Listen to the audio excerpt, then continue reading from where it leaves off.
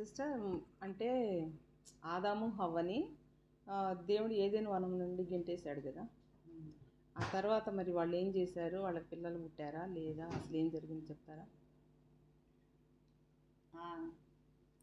ఆదాముని హవ్వని ఏదైనా తోటలో నుంచి పంపించేసాడు దేవుడు. గెంటేశాడు. పంపించేసాడని ఉంది, తర్వాత మళ్ళీ గెంటేసాడు. అవును కదా, చూడు ఎంత హ్యాపీగా ఉండేవాళ్ళు.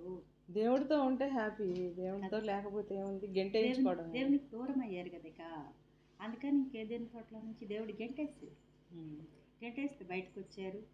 ఇంకా వాళ్ళకి దేవుడు చేయాల్సిందన్నీ చేసేసి చొక్కాలు కుట్టించాడు, పంపించేసిన తర్వాత వాళ్ళు ఇంకా బయటకు వచ్చి ఎక్కడో ఒక చోట, అంటే ఏదైనా తోటలో లేరు కదా, బయట ఇంకా చాలా ప్రపంచ భూమి ఉంది కదా, అక్కడ ఏదో వాళ్ళకి ఇష్టం వచ్చిన దగ్గర గుడారం వేసుకుని ఇంకా అక్కడ భూమి సేద్యం చేసుకోవటానికి చెప్పాడు దేవుడు. నువ్వు కష్టపడి పొలం పండించి నీ చెమట కార్చి నువ్వు భూమిని సేద్యం చేసుకోవాలి. ఆ భూమి కూడా అంటే ఒక్కోసారి పంటలు పండించి, ఒక్కోసారి ముళ్ళ తొక్కలు, గచ్చపోతలు ఇవన్నీ పడితే అని చెప్పాడు కదా ఆదా. అలాగే ఇక మరి తప్పదు ఈ కష్టం. ఇప్పుడు వరకు ఏ కష్టం ఎరగర వాళ్ళు, ఏ బాధ తెలియదు, ఏ రోగం తెలియదు. దేవుడి దగ్గర ఉన్నప్పుడు ఏమీ తెలియదు కదా, దేవుడితో హ్యాపీగా ఉంటాం మాత్రమే తెలుసు. ఎప్పుడైతే వాళ్ళు పాపం చేశారో అంటే దేవుడు చెప్పింది వినకుండా చెయ్యొద్దన్న చేయడమే కదా పాపం అంటే. అందుకనే ఏదైనా వనంలో హ్యాపీగా ఉండేవాళ్ళు కాస్త భూమి మీదకి వచ్చేసారు. వాళ్ళకి వచ్చేసిన తర్వాత పిల్లలు పుట్టారు. మరి పిల్లలు పుట్టడం కోసమే కదా దేవుడు వీళ్ళని. అంతే కదా, మరి ఇంత ఇంత ప్రపంచాన్ని సృష్టించింది దానికోసం కదా. మరి ప్రపంచం మొత్తం నిండించాలి కదా పిల్లలతోటి.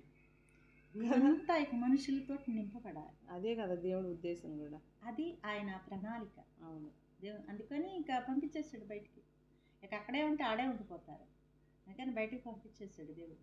పంపించేసిన తర్వాత వీళ్ళు వ్యవసాయం చేసుకుంటున్నారు. వీళ్ళు మరి వేదనతోటి పిల్లల్ని కంటుంది అవ్వ. చెప్పాడు కదా దేవుడు. పుట్టారు ఒక పిల్లోడు, మొదట కుమారుడు పుట్టాడు.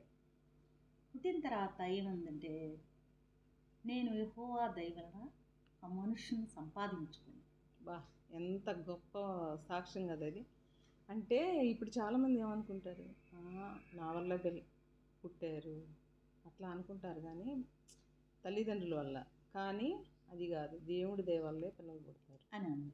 మొదట ఒకవేళ పాపం చేసి ఉండవచ్చు, కానీ దేవుడిని మర్చిపోలేదు.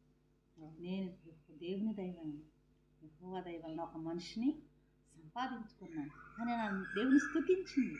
సంపాదించుకున్నాను అన్నది దేవుని స్తుతించి ఉంటుంది కదా. అంతే, దేవుని కృతజ్ఞత మర్చిపోలేదు, కృతజ్ఞత చూపించింది కదా. ఆ తర్వాత మరలా ఒక కుమారుడు పుట్టాడు. మొదటి కుమారుడు కయ్యూను అని పేరు పెట్టుకున్నారు. రెండవ కుమారుడికి హేబేలు అని పేరు పెట్టుకున్నారు. ఇక వాళ్ళిద్దరూ పెరిగి పెద్దవాళ్ళు అయిపోయారు. ఇంకా తర్వాత కూడా చాలా మంది పిల్లలు అంతే కదా, వాళ్ళిద్దరితో ఉంటారు పిల్లలకి. ఇక అలా పుడుతూ అంటే అప్పటి కాలంలో చాలా మంది పిల్లలే ధనం, చాలా మంది. అంటే ఇప్పుడు ఇది హవ్వ ఆదాము ఇట్లా వాళ్ళు కూడా వందల సంవత్సరాలు కదా బతికింది. ఏదో 70-80 సంవత్సరాలు కాదు, వందల సంవత్సరాలు. కాబట్టి చాలా మంది పిల్లలు పుట్టే ఉంటారు అప్పటికి. ఇక అలా తండ్రి వ్యవసాయం చేశాడు కదా ఆదాము, అలాగే పెద్ద కొడుకు కూడా వ్యవసాయం చేస్తాడు. తండ్రిని ఫాలో అయ్యాడు. తండ్రి వ్యవసాయం చేస్తూ ఉన్నప్పుడు పెద్ద కొడుకు కూడా తండ్రికి చేదోడు వాదోడుగా పనిచేస్తూ, రెండో కొడుకు మాత్రం గొర్రెల కాపరి. మరి గొర్రెలు కూడా ఉన్నాయి కదా, చాలా పశువులు ఉండవచ్చు. అంతే, అవన్నీ మరి రెండవ కొడుకు గొర్రెలు కాసుకుంటూ ఉండు. వీళ్ళిద్దరూ పొలం వెళ్ళిపోవాలి. కయ్యూను పొలం వెళ్ళాలి, పొలం సేద్యం చేసుకోవటానికి. గొర్రెలు తోలుకుని వెళ్ళాలంటే పొలంలోనే మేపాలి హేబేలు కదా. అలా వెళ్తూ ఉన్నప్పుడు హేబేల్కి ఒక ఆలోచన వచ్చిందంట. ఎందుకంటే దేవుడు మరి ఇవన్నీ దేవుడే కదా మనకిచ్చింది, దేవుడికి కృతజ్ఞత చెల్లించాలి, దేవునికి ఒక మొక్కుబడి చెల్లించాలి అని చెప్పి తనకున్న ఈ గొర్రెల మందలో శ్రేష్టమైనది, దేవుని కంటే మంచి ఉన్న అన్నిట్లో కూడా అందమైంది, శ్రేష్టమైంది. అంటే ఇంకా అదే బాగా ఏమంటారు దాన్ని, అంటే మంచి కొవ్వినది, లేనిది శ్రేష్టమైన దాన్ని శ్రేష్టమైనది. తీసుకెళ్ళి ఇంకా నేను దేవునికి బలి ఇస్తానని ఇచ్చేసాడంట, అర్పించాడంట. అర్పిస్తే ఆ అర్పణ దేవుడు అంగీకరించాడు. ఎందుకంటే తన మా హృదయంలో దేవుడికి నుంచి మంచిది ఇవ్వాలి అనే ఆలోచన అది మంచి తనకుంది. మనసు కదా అది. అవును. ఆ మంచి మనసును చూసి దేవుడు ఇచ్చిన శ్రేష్టమైన అర్పణ చూసి దేవుడు అంగీకరించాడు ఆ అర్పణ. ఎంతో సంతోషపడి ఉంటాడు కదా. అవును. నిజంగా నా కుమారుడు నాకు శ్రేష్టమైన అర్పణ అర్పించాడు అని ఆయన సంతోషించి అసలు అందుకోసమే ఆయన మనుషులను చేసుకుంది. మనుషులు నా బిడ్డలు, నాకు పిల్లలు కావాలి, నా పిల్లల ద్వారా నేను సంతోషపడాలి, వాళ్ళు చేసే పనులు చూస్తూ. ఇప్పుడు మనమైనా కూడా అంతే కదా. అవును. ఇప్పుడు మన పిల్లల్ని చూసినప్పుడు వాళ్ళు చేసే పనులు చూస్తే చాలా హ్యాపీ అనిపిస్తుంది. ఒక్కోసారి వాళ్ళు ఏదైనా మన మాట విన్నప్పుడు కొంచెం బాధ వేస్తుంది, కానీ దాదాపు పిల్లల్ని చూస్తే సంతోషమే వేస్తుంది కదా. అవును. మరి దేవుడే మనల్ని సృష్టించుకున్నప్పుడు మనల్ని చూసి దేవుడు ఎంత సంతోషపడి ఉంటాడు. అందుకోసమే దేవుడు సంతోషించి ఆనందించి ఇంకా తన కుమారుడిచ్చిన అర్పణని అంగీకరించాడంట.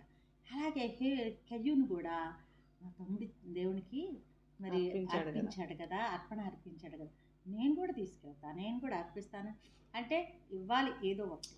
అంటే ఒకళ్ళు ఇచ్చారు కాబట్టి నేను కూడా ఇస్తాను, ఇవ్వాలి కాబట్టి అంటే ఇద్దాంలే ఏదో తమ్ముడు ఇచ్చాడు కాబట్టి నేను కూడా ఇద్దాంలే ఏమైంది అన్నట్లు తీసుకెళ్ళి తను పండించే పంటలో తీసుకెళ్ళి దేవునికి అర్పించాడంట. కానీ దేవుడు అర్పణ అంగీకరించాలి.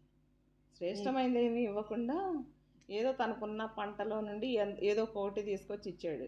అవును. అందుకని దేవుడు అంగీకరించాడు. ఎందుకంటే తను నిండు మనసుతో ఇవ్వలేదు, మంచి హృదయం కొట్టి ఇవ్వలేదు, అదిగాక ఇచ్చింది కూడా శ్రేష్టమైనది కాదు. అందుకని దేవుడు అంగీకరించిపోయేసరికి అతడు ముఖం చిన్నపుచ్చుకున్నాడంట. అంటే తన కోపం వచ్చేసింది, తమ్ముడి మీద కోపం వచ్చింది, దేవుడి మీద కోపం వచ్చింది. ఎందుకంటే దేవుడి మీద ఎందుకు కోపం? నా తమ్ముడు అర్పణ అంగీకరించాడు, దేవుడు నాదైతే అంగీకరించలేదు, నేను కూడా అర్పించాను కదా, నాది అంగీకరించలేదని కోపం వచ్చింది. తమ్ముడి మీద కోపం ఉంది, దేవుడి మీద కోపం. ఆ కోపాన్ని దేవుడు చూశాడంట. చూసి అప్పుడు కయ్యూను దగ్గరికి వచ్చి మాట్లాడుతున్నాడు దేవుడు. కయ్యూను, నీ కోపమేలా? ఎందుకు నీ ముఖం చిన్నబుచ్చుకున్నావు? నీవు మంచి సత్క్రియ చేసిన ఎడలా నీ ముఖం చిన్నబుచ్చుకోవు కదా. మంచి పని చేస్తే హ్యాపీగా ఉంటావు కదా. ఇప్పుడు హేబేలు మంచి పని చేశాడు, అంతే కదా, తను సంతోషంగా ఉన్నాడు, హ్యాపీగా ఉన్నాడు, తన అర్పణ అంగీకరించబడ్డాడు. మరి నువ్వేమో మంచిగా అర్పించలేకపోయావు, అందుకని నీవు కోపడుతున్నావు. ఎందుకయ్యా నీ కోపం? నువ్వు కూడా మంచిగా ఇస్తే నేను అర్పించేవాడిని కదా అని అన్నాడు దేవుడు. అప్పటి నుండి దేవుని మీద కోపంగా ఉన్నాడు, తమ్ముని మీద కోపం పెట్టుకున్నాడు. సొంత తమ్ముడే కదా, సరేలే. ఎవరికైనా ఉంటుంది, ఒకళ్ళని నువ్వు గ్రేట్ అని, ఇంకొకళ్ళని కాదు నువ్వు గ్రేట్ కాదు అన్నట్టుగా. అంటే ఒకళ్ళని మెచ్చుకొని ఇంకొకరిని మెచ్చుకోకపోతే వెంటనే పక్కనోడికి వస్తుంది కదా కోపం. అది మనిషి స్వభావం కదా. కోపంగా ఉండి ఒకరోజు ఇద్దరు పొలం వెళ్ళారంట. పొలం వెళ్ళి తన పని కోసం తను వెళ్ళాడు కయ్యూను, హేబేలు పని కోసం హేబేలు వెళ్ళాడు. వెళ్ళి పొలంలో ఉన్నప్పుడు అంటే హేబేలుతో కయ్యూను ఘర్షణ పడుతున్నాడు, గొడవ పడుతున్నాడు. ఏరా, నువ్వు మంచి అర్పణ అర్పించి దేవుని చేత మెప్పు పొందావు, నేనే మనసులో అది ఉన్నా కూడా ఇంకా వేరే విధంగా కూడా గొడవ పెట్టుకోవచ్చు. అవును, ఉన్నది ఒక చిన్న విషయం అయితే దాన్ని పదంతలుగా మాట్లాడతాను. అట్లా నువ్వు దేవునితో మెప్పు పొంది హ్యాపీగా ఉన్నావు, నేనేమో బాధపడుతూ ఉన్నాను, దేవుడు నా అర్పణ అంగీకరించలేదు, నువ్వు హ్యాపీగా ఉన్నావు అని మాటల మీద మాట్లాడుకుంటా కొట్టేశాడంట. ఇంకా కొట్టేసేసరికి చనిపోయాడు తమ్ముడు. అంటే ఎక్కడ తగలరాని ఎక్కడ తగిలిందో దెబ్బ. హేబేలు గొర్రెలు కాపరు, ఒకవేళ హేబేలు చేతిలో ఉన్న కర్రే తీసుకుని కొట్టాడేమో. అంటే ఇతను ముందుగానే కొట్టాలి చంపాలి అన్న ఉద్దేశంతో ఉన్నాడుగా, కోపం పెట్టుకున్నాడు కదా. ఆ కోపం మీద మనిషిని చూడగానే ఇంకా కొంచెం ఎక్కువైంది, ఏదో చేసి ఉంటాడు, చచ్చిపోయి ఇంకా ఒకవేళ భయపడి ఉండొచ్చు. ఎందుకంటే నేను మంచి అర్పణ అర్పించకపోతేనే దేవుడు వచ్చి నాతో మాట్లాడాడు, మరి ఇప్పుడు తమ్ముని చంపేస్తే దేవుడు మళ్ళీ నన్ను అడుగుతాడేమో నాకేమన్నా శిక్ష వస్తుంది అని మనసులో ఆలోచించుకుని ఉంటాడు కదా. అలాగే దేవుడు వచ్చి అడుగుతున్నాడు, కయ్యూను, నీ తమ్ముడైన హేబేలు ఎక్కడయ్యా, ఏడి? మీ ఇద్దరు కలిసే వచ్చారు కదా ఆ పొలం, మరి నువ్వు ఒక్కడే ఉన్నావు, నీ తమ్ముడేడి అని అడుగుతున్నాడు. కానీ చాలామంది ఏమనుకుంటారు, మనం చేసింది దేవుడు చూడట్లేదులే, రహస్యంగా చేసాం కదా, దేవుడు చూడట్లేదులే అనుకుంటారు అవును కదా. కానీ ఏం జరుగుతున్నా కూడా ప్రతిదీ దేవుడికి తెలుసు. మరి అక్కడ ఇద్దరు ఘర్షణ పడ్డారు, చనిపోయాడు తమ్ముడు. కానీ నీ తమ్ముడైనా హేబేలు ఎక్కడ అని అడుగుతున్నాడు దేవుడు. ఎక్కడన్నా ఎందుకు? అది మన నోటి నుండే చెప్పిస్తాడు దేవుడు. చెప్పించాలి కదా. కరెక్ట్. మరి ఎస్. తన నోటి నుంచే చెప్పించాలని అడిగాడు. దేవునికి తెలుసు, చంపేసిన సంగతి దేవుడు చూశాడు కాబట్టే కదా వచ్చి అడుగుతుంది. అడుగుతున్నాడు. ఏంటి అక్కడ కూడా ఒప్పుకుంటున్నాడేమో. ఒప్పుకోడు. అయ్యా పొరపాటు అయిపోయింది, ఏదో నేను పెనుగులో ఆడుకునేటప్పుడు సడన్గా తగిలేసి చనిపోయాడు అని ఒక్క మాట అన్నట్టయితే దేవుడు క్షమించేవాడేమో. అప్పుడు దేవుడు క్షమించేవాడేమో. అవును కదా. కానీ అలా అనకుండా, ఏంటి నా తమ్ముడికి నేనేమన్నా కాబుల వాడినా, నన్ను అడుగుతావేంటి, నాకేం తెలుసు, తప్పించుకోవడానికి నాకేం తెలుసు అని నువ్వంటే దేవునికి తెలియదు. దేవునికి తెలుసుగా. దేవునికి తెలుసుగా. ఆయన సర్వాంతర్యామి, సర్వ సృష్టికర్త, అంతటను ఉన్నవాడు.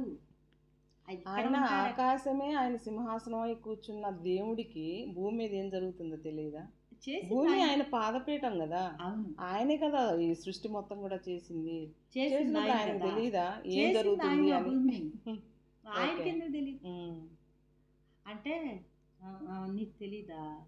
ఇప్పుడు నువ్వు చంపేసావు నీ తమ్ముని, నీ చేతిలో నుంచి నీ తమ్ముని రక్తము భూమి తన చేతితో పట్టుకుని తన నోరు తెరిచి ఆ రక్తం భూమిలోకి వెళ్ళిపోయింది కదా.